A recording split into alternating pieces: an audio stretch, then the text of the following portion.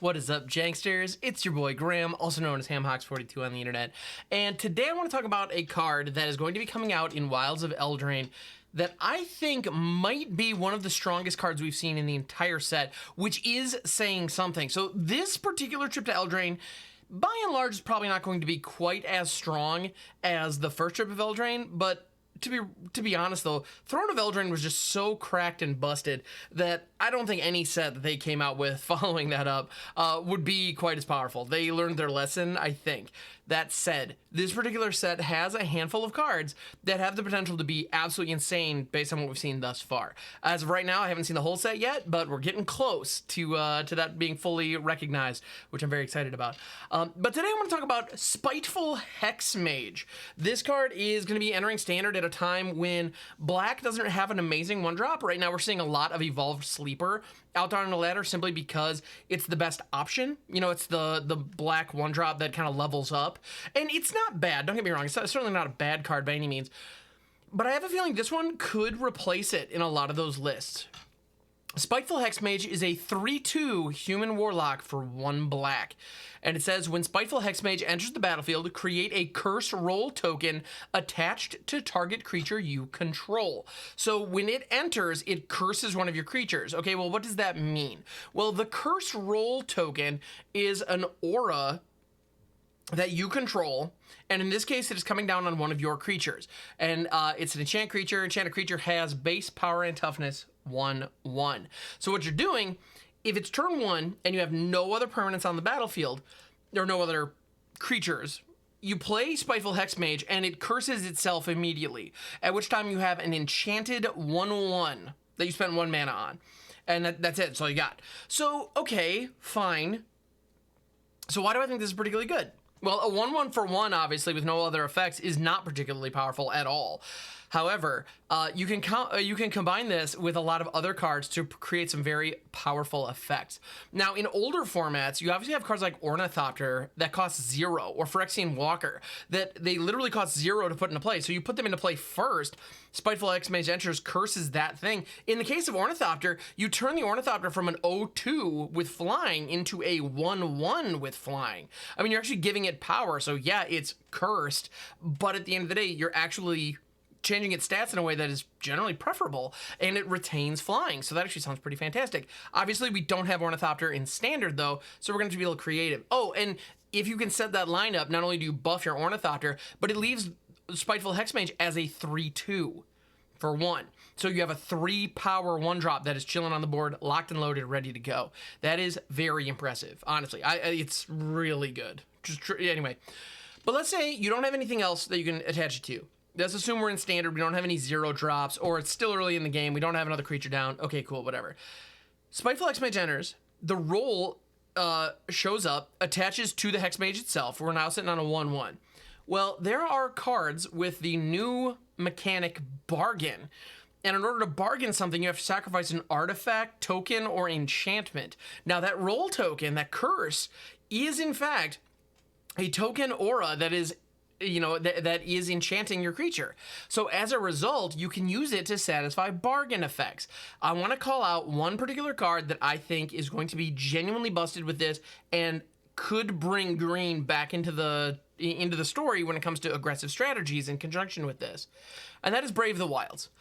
Brave the Wilds is a green common sorcery. Now, on its face, this card does not look particularly powerful. It looks very similar to cards like Bushwhack, where it just, you pay 1 and you do the thing, or you go grab a land. That seems to be kind of a new standard, you know, green sorcery, and I'm here for it. In the case of Brave the Wild, it has Bargain. If this spell was bargained, target land you control becomes a 3/3 elemental creature with haste. That's still a land. And then the effect, search your library for basic land card, reveal it, put it in your hand, then shuffle. And so no matter what, you're making sure that you're going to hit your 3rd land drop if you cast this on turn 2, so great. But if you have the Spiteful Hexmage down and it's cursing itself, you can bargain Brave the Wilds, sacrifice the curse. Spiteful Hexmage is now a 3/2, and you have a land that is now a 3/3 elemental because it will be untapped in this scenario. Turn 1, Swamp, Spiteful Hexmage, it curses itself. Turn 2, Forest, obviously if you use duels this can change. Turn 2, Forest, Brave the Wilds, and you activate, or you turn the swamp into a 3/3. You now have 2 3-power creatures on turn 2, and they're both swinging. That reads to me like it's going to be an absolutely incredible aggressive start. And that is in a color combination that can be running cards like Glissa, Sunslayer, who is already phenomenal, but just doesn't quite have a home. I genuinely, and you can just top out at Sheoldred as well. Just no big deal, just putting that out there. So honestly, I do think a Golgari aggro deck could easily be a thing moving forward with this as the early setup piece. Obviously, we're going to want a couple of more artifacts, enchantments, maybe some more roll tokens that can help fuel Brave the Wilds, or maybe some other bargain payoffs. There are also Beseech the Mirror, which is one that was pretty early. It was spoiled fairly early on. I believe I talked about it in my last episode where I went into kind of more cards. And honestly, that card is absolutely insane. And so it would fit in a shell that could support these pieces.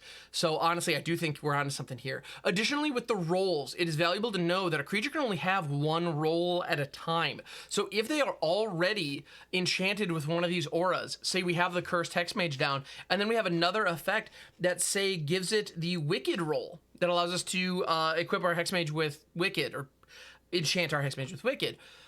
We sacrifice Cursed, and now we put Wicked onto it, where the creature gets +1/+1, and when this aura is put into a graveyard from the battlefield, each opponent loses 1 life.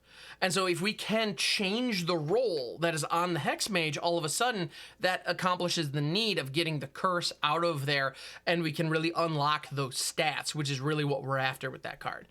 I mean, honestly, I don't believe it is going to be hard to get a Spiteful Hexmage going for, and getting 3 power online.